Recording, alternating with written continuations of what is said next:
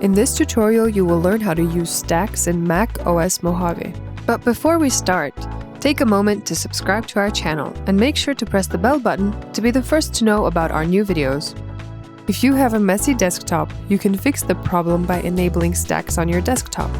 To do so, right-click on the desktop and enable Use Stacks.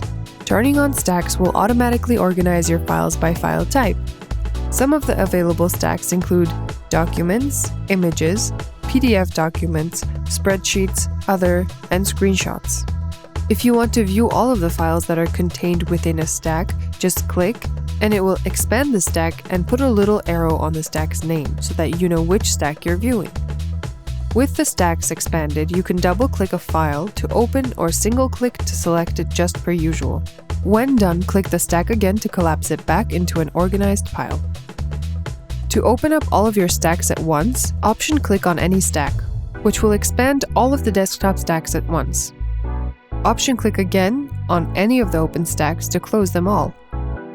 If you want to turn stacks off and go back to a full view of all the files on the desktop, right-click again and uncheck the Stacks option.